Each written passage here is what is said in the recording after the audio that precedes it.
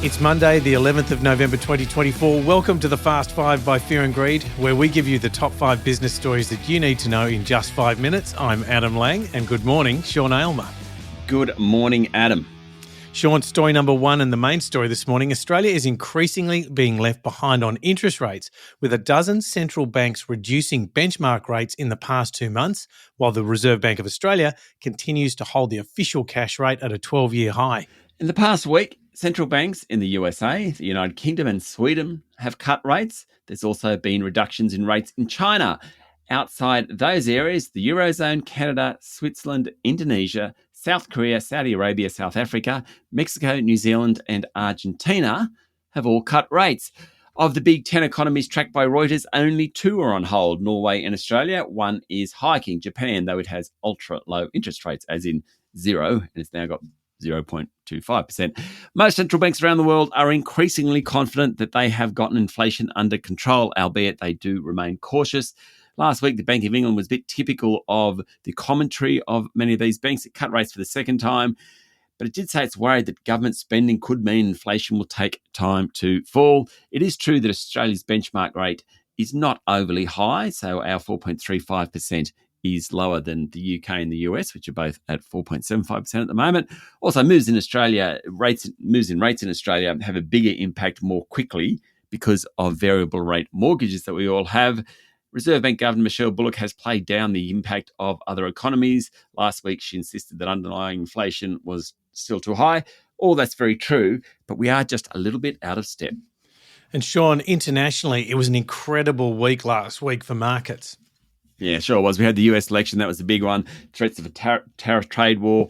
The big 3 indices on Wall Street, the S&P 500, tech-heavy NASDAQ and Dow Jones Index all hit new highs. Tesla's up 11%, now worth over $1 trillion. In China, there was $1.2 trillion promised to shore up the economy. Oil prices have come off a bit. Gold prices a bit. Aussie dollar just under 66 US cents. Story number 2, Sean. ANZ boss Shane Elliott has warned that competition in the home lending and deposit market is intense as the bank recorded a big jump on loan repayments not being paid on time. Yeah, so Mr. Elliott was talking after the country's 4th largest bank announced an 8% drop in cash profit to $6.7 billion last Friday. The arrears rate, loans more than 90 days overdue, it rose 47% to $4.2 billion. Mr. Elliott said higher rates are impacting customers. Generally, though, things are okay. ANZ's been involved in a couple of scandals in the past year or so, a bond trading one, a workplace conduct one. As a result, Mr. Elliott lost half his cash bonus. Other execs also lost part of their bonuses.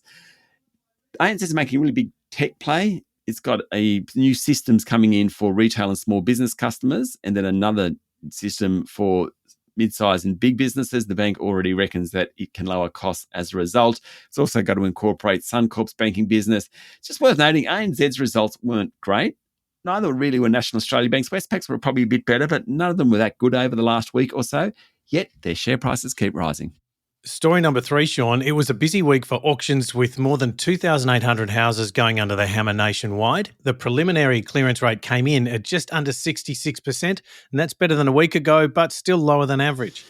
Yeah, so Melbourne was the busiest city. 1,300 auctions came preliminary clearance rate of 66.5%, about 1,100 in Sydney, 68.2%. Both those numbers are about in line with spring averages. Brisbane was 53.2%, Adelaide 70%, ACT just a bit over 45%.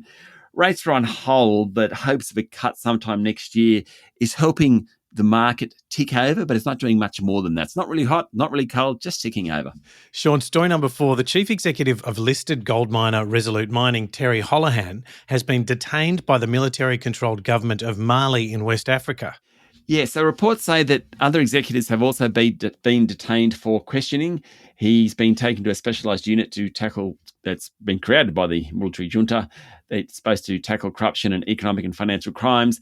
The ruling junta are known to want greater control over the mining industry. He's been questioned over suspicions of false evidence and misappropriation of public goods. Holohan denies the allegations. Clearly, we don't have a lot of details at the moment. These are reports in The Australian. Resolute has 80% of a mine in Mali as well as operations in nearby Senegal and Guinea. Story number 5, Sean. Beer drinkers are feeling the pinch with sales of home brew kits spiking. Yeah, so according to Cooper's Brewery, which has 90% of the home brewing market, It's quite a spike in people brewing at home. Managing Director Tim Cooper said higher mortgage repayments, rents and grocery prices was helping aid the decline in beer sales. Also, younger drinkers are heading more towards spirits and alcoholic seltzers, according to a report in the Fin Review. However, where Coopers is doing pretty well is in the home brew kit sales. That helped the company realise a 16% jump in profit last financial year. Great company, Coopers, started in 1862, still largely owned by the Coopers family. It's got 5% of the national beer market. That's it, the top 5 business stories you need to know in just 5 minutes. Thank you very much, Sean. Thank you, Adam. It's Monday, the 11th of November 2024. Remember to hit follow on the podcast, and if 5 minutes isn't enough, then find our longer podcast called Fear and Greed on your favourite podcast platform. I'm Adam Lang, and that was the Fast 5 by Fear and Greed. Have a great day.